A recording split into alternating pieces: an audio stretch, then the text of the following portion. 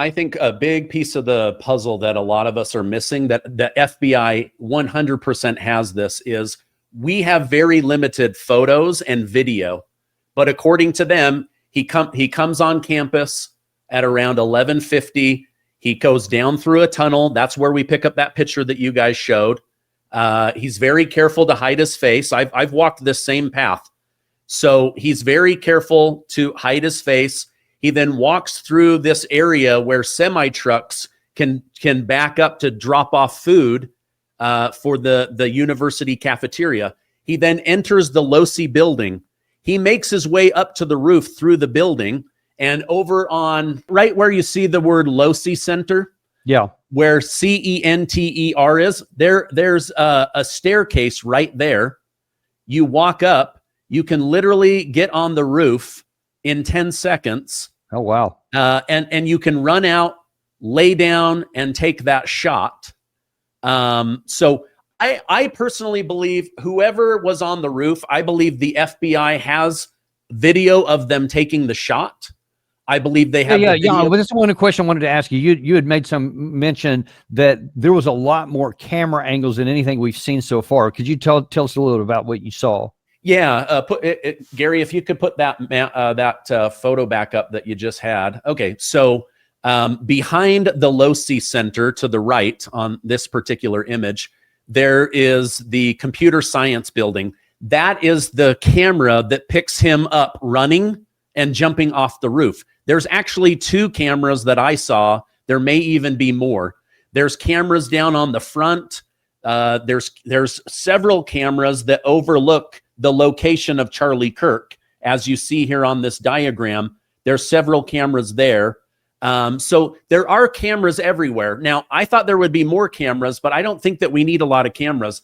I think what we're all frustrated with is that the FBI definitely has these images and these videos, but they're not going to release it because now we're in a trial where they're trying to get a conviction. So they're going to, the onus on them is going to be to prove that he put the gun up there, that he's the one that went up there, that he laid down, pulled the trigger, the bullet matches what the gun does. They're going to have to place all of that together. I think one of the biggest things that will work for or against them is you can track somebody's cell phone data. So they've got a path of him walking just based on as his cell phone is pinging the different cell phone towers. So that's going to be a big one. I believe that they probably have more pictures of whoever this individual is that they're not showing to us. Because well, in fact, and one of our viewers in the audience here has just said this. I can't validate it, but that is just coming in.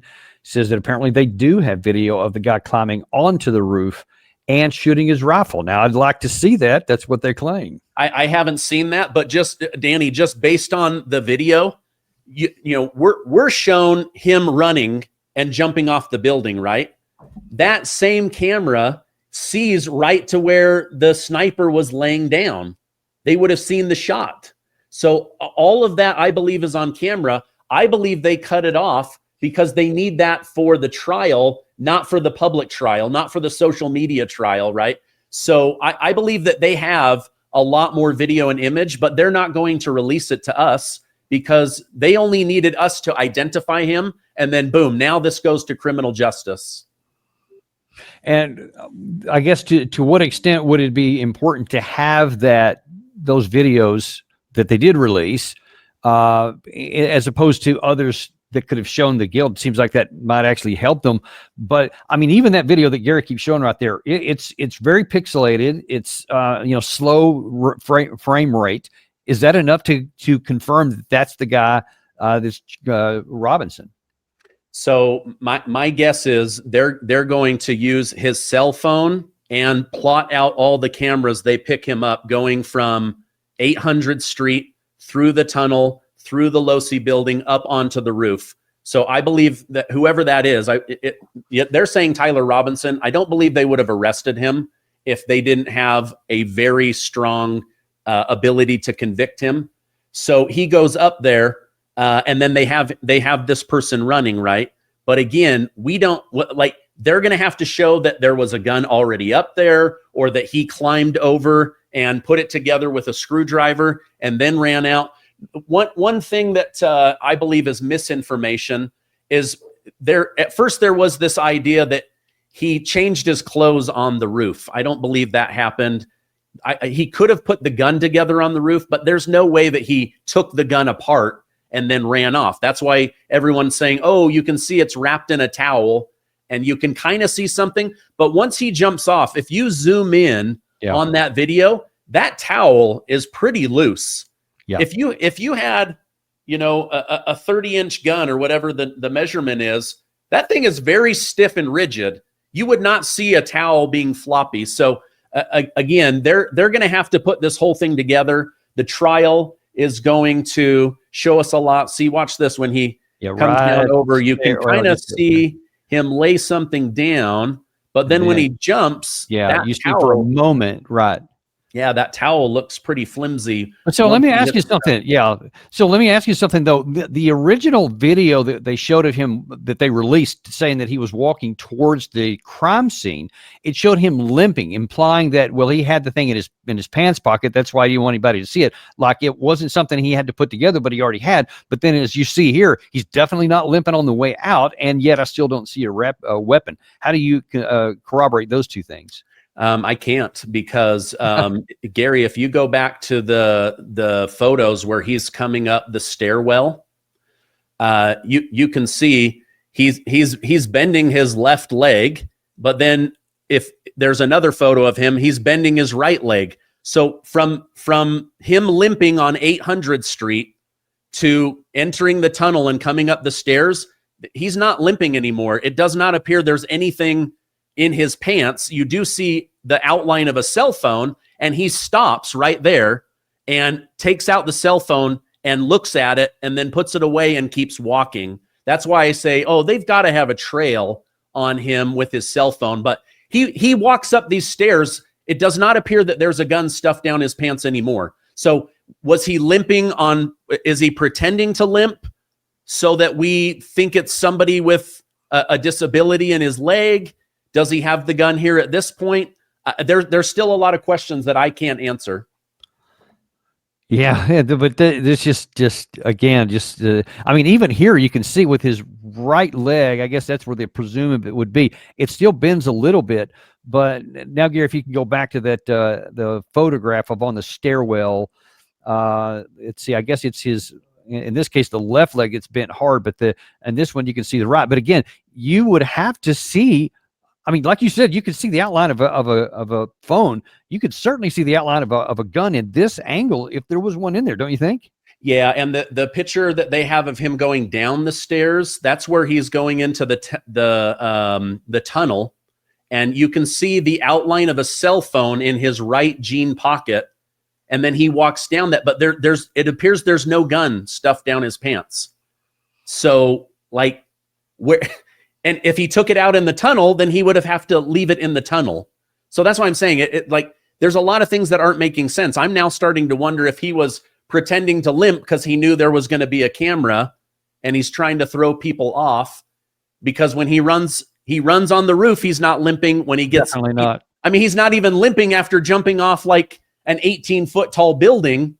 He's not. Right. Yeah, there we go. Well, there you go. Yeah. That right pocket, Thanks, that's Gary. not a gun. That's a cell phone. And he actually stopped right there. He pulls it out and looks, but it does not appear that there's anything stuffed down his pants. That is a big, big point. Oh, I'm so glad you pointed that out. Unless it's down the back of his leg. But again, when he's turning the corner on the other photo that Gary showed, again, I'm not seeing anything that indicates a gun in that the back side of those jeans. Now, one other thing from this version you can see here, I want you to address, is the cap. He's wearing a cap in this, but there's some other photographs that seem to imply a different kind of cap. Can you speak about that? Yeah, absolutely. This just jumped out at me last night, Danny. So they've kind of blurred it out. I think they did that on purpose. So there's multiple shots of his hat, and it's just a little bit grainy. But when I started looking at these hat logos online, the closest thing I can find that kind of looks like a triangle is maybe like an Adidas logo or something. But all of the photos where they're trying to get you to tie together, oh, this is definitely Tyler Robinson. Look at him in this gray hat. That hat is a Hurley hat. It's an H. So it's not the same hat. Now, that doesn't mean it is or isn't him. I'm just saying it's not the same hat. Now, where they may get Tyler Robinson is, according to the FBI report, they have a screwdriver with his prints on it. They have a palm print from when he goes off the roof. They have a Converse shoe print on the roof where he jumps off and where he leaves the gun at the chicken coop. So there's a little trail of evidence that they're probably going to use in the trial.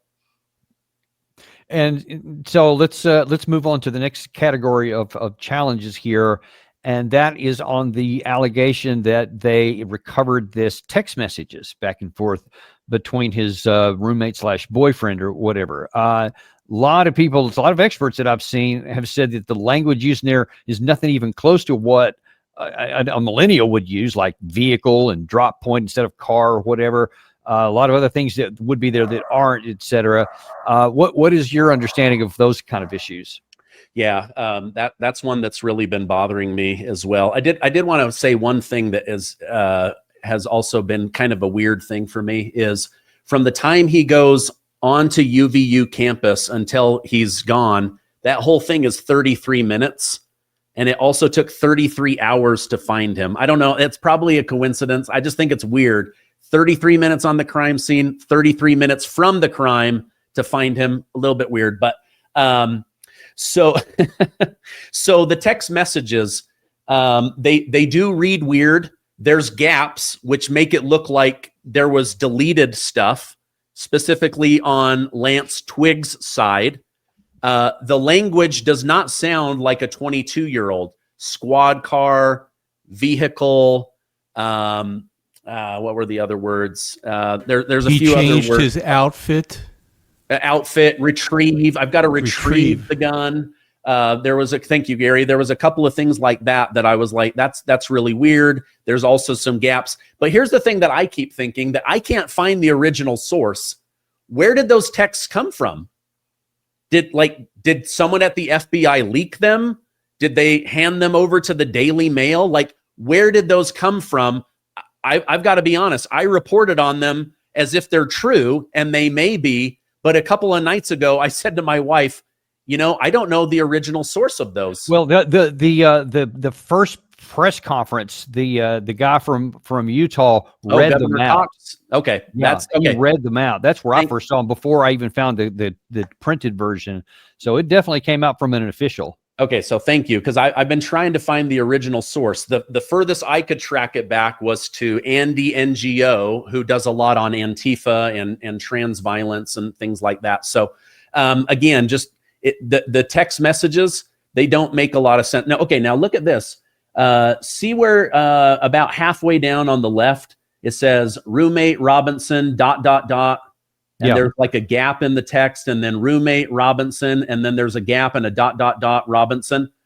That, I'm being told, means that somebody, whether it's Lance or Tyler, was deleting messages.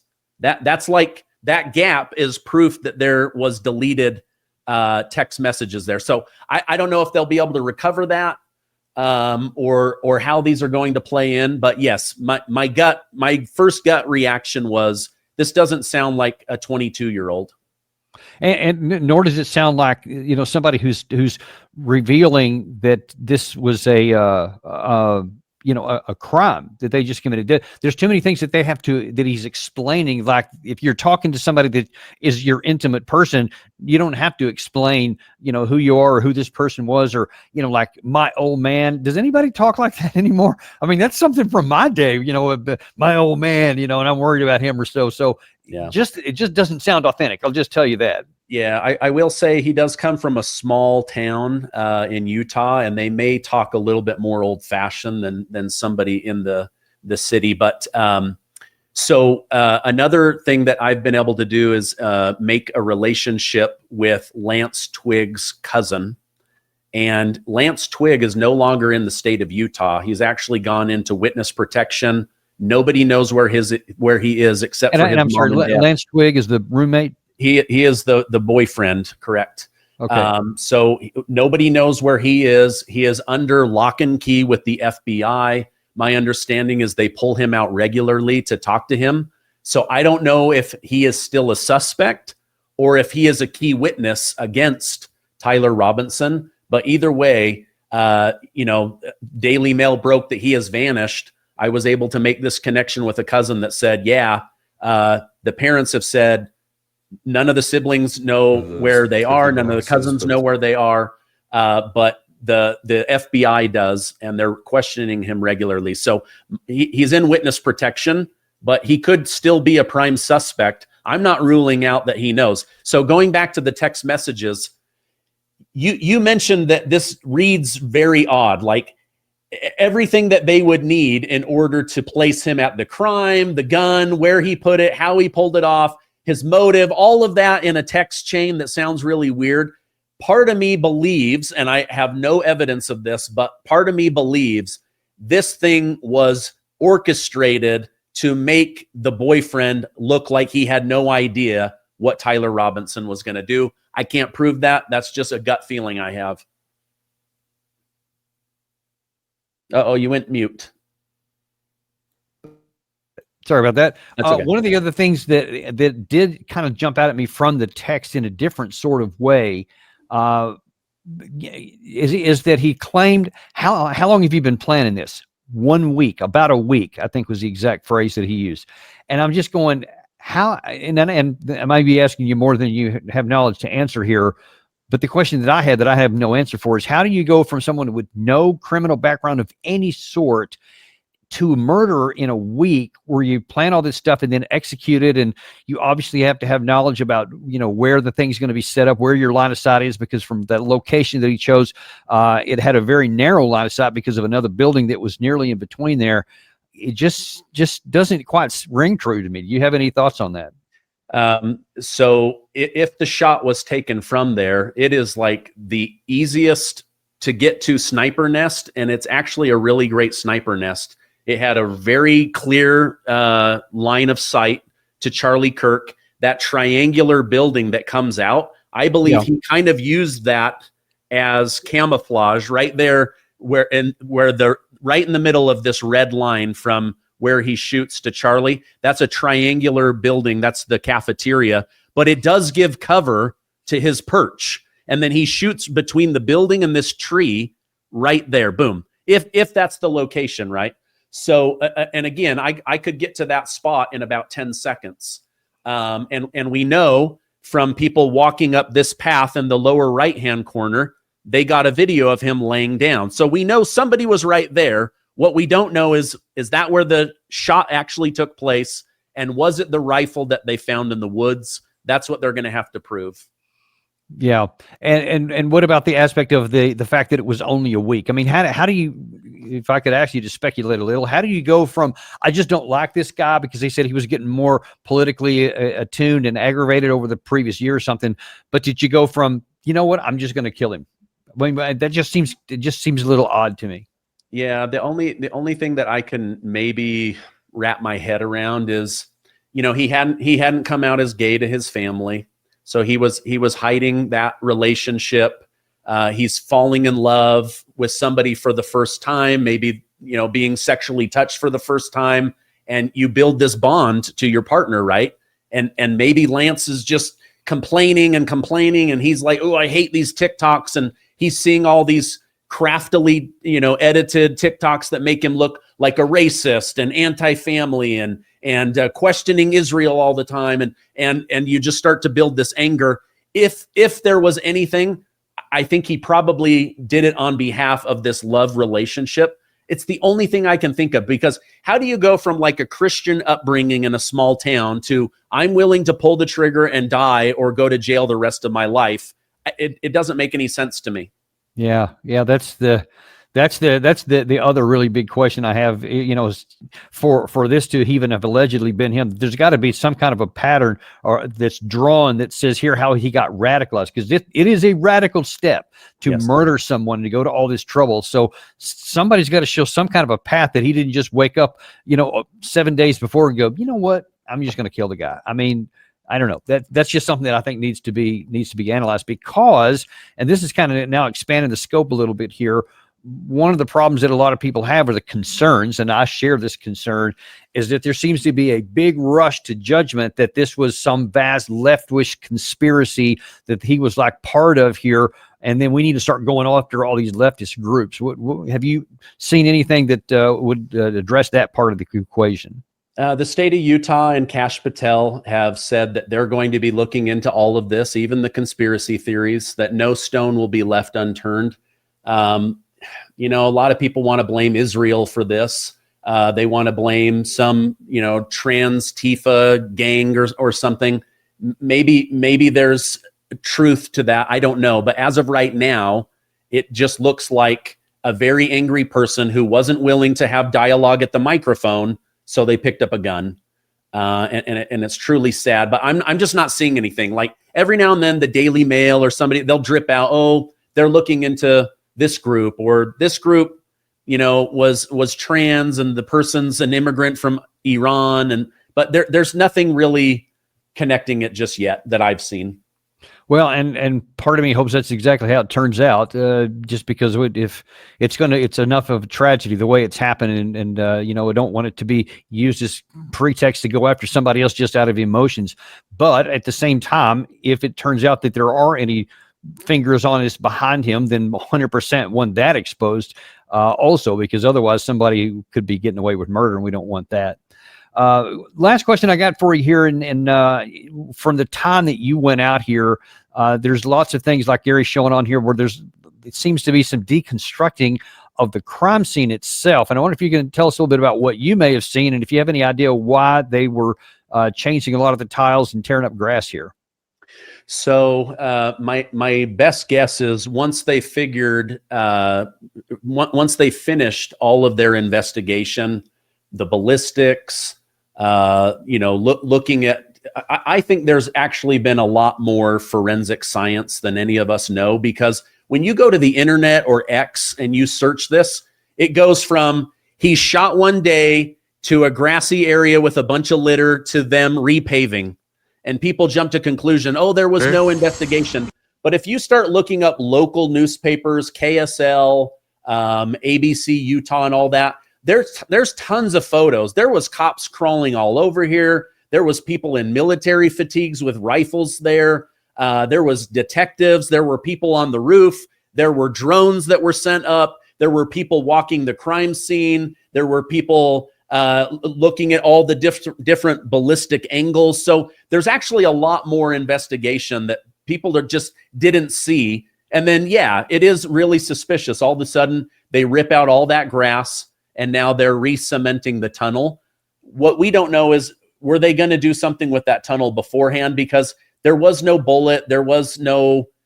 The only thing I can think of about the grass is blood and bodily fluids are considered a biohazard. So they would have had to rip that out. Now, why they didn't just replace it with grass versus these stone pavers, I don't have an answer for that, but they would have had to rip that grass out either way. And so maybe they just made a decision, hey, people, instead of walking across grass, let's just, because there's a stairwell that comes down, it goes across grass, and then there's another one that goes up. So maybe they just said, yeah, screw it. We're going to just make these cement pavers. I don't know. It is very suspicious, but that's the only explanation I can come up with. You know, that's what I thought was curious, is that they never secured the crime scene. After it happened, they got him out of there. They carried the body out. And you saw numerous people going back and forth, stepping on things, removing cameras. I never saw once did yellow tape go out and secure the area. I've never seen that. Yeah, and that's what I was trying to say is like it kind of goes from crime scene to now it's empty with litter. People are getting SD cards. People were stealing Charlie Kirk hats and stuff. But the next like 36 hours, that place is quarantined. They actually caught a guy. You can look this up. They got a guy who went in pretending to be a doctor, and he was taking photos. He was going through the crime scene. I don't know if he was like a true crime podcaster, but you see the police walking out. One of them's holding a rifle. The guy's in scrubs and a fake doctor jacket. So I don't know. Like I agree that it doesn't seem that they secured it, But if you look up like KSL and other local, you can see there's so many photos. This place was crawling with investigators. Wow. I guess one final question, because it just occurred to me before we let you go. If you have any knowledge, there in a number of the video angles that you've seen of the crowd, especially, you have this what has been referred to as the old dude who almost instantly said, "I'm the shooter," and held up while everybody else, you see everybody's ducking. He seems to have stood up and seemed to be pretending to have a gun or something. That seems pretty odd to me too. Do you have any insight into that part? No, I mean, like, what a weird thing to do, right? Like, someone's shot, obviously, a lot of blood. This guy jumps up. "It was me. I did it." He gets arrested. It's a huge distraction for whoever's on the roof to get off. Yeah, this Zen character dragged out. His pants fall down. Everyone's screaming, "You're a horrible human being." So he did make a statement that he just wanted to go down in history as being a part of it. But I don't know whether there's any coordination. If there is, it will come out in the trial. But he has since been arrested for having child pornography on his cell phone. Yeah, he was also curiously been in many other places over the course of years as being on site. I can't remember at the moment exactly, but it was almost the chances of him are almost a 1 in a million that he'd be at these particular events. 9/11, he was some part of that, and a few other events. Or you wouldn't think someone like this, who's basically, since everybody's been looking him up, he's been, there we go, identified as an agitator, basically, if nothing else. Yeah, I mean, I don't know a lot about his past. Somebody said something about the Boston Marathon bombing. Right, that's the other one he was at. Right, 9/11. Right. I mean, I don't know a lot about him. All I know is what a weird thing to do. Someone's just been killed. You try to take the blame to cause a distraction, and then you end up being arrested and having kiddie porn. I mean, what a weird thing. And then you couldn't have made that one up, man. Well, and to continue that theory, the reason why he's pegged with having porn on his, child pornography on his phone is that so that he's now, quarantined away so that no one can talk to him. So there's no way to find out, more about his situation and what he'd have to say for himself. Yeah, I know. It really does play out like a weird novel. Yeah, and I have a great confidence that there's a lot we still don't know, and a lot more crazy things yet to be discovered. But listen, we really appreciate you coming on today, because this, especially with some of the evidence that we have now, that this was nearly certainly. In fact, I will say, I'll just go. It wasn't a 30-06 like we're being told, and what's that going to mean? So there's a lot of answers that the FBI needs to come up with, and a lot of people are going to hold their feet to the fire on that. One of which is you, I know, and we're going to keep watching your show to find out as you get more information. So really appreciate you coming on and sharing with us today. Yeah, absolutely. I think a lot more will come out in the trial, and we'll be covering it. The last thing I will say is Turning Point USA, the 4K cameras that are on Charlie, all of that has been handed over to the FBI. So they have this captured in 4K. Like, we're all looking at blurry cell phones and zoomed in and copies of copies of copies. This murder is filmed in 4K. I don't know that we'll ever see that, but the FBI does have that. Well, let's hope they put it to proper use. That's all I'll say on that. Thank you very much for being on the show today. By the way, a shout out to everybody on the show who's watching, because we hit our 250,000 subscribers today, and that is primarily due to you guys. You're doing your great work, and you're sharing this with people. We keep asking that we're unintimidated and uncompromised, but we need you to share it with other folks so that they get the same truth. You have been doing that, and I just wanted to say from my bottom of my heart and from Gary that we are very grateful for what you guys do, because you're the reason we do all this stuff, and we're going to keep doing it, and you keep doing your part too. It makes a difference. Thank you very much, folks, and we'll see you tomorrow on the Daniel Davis Deep Dive.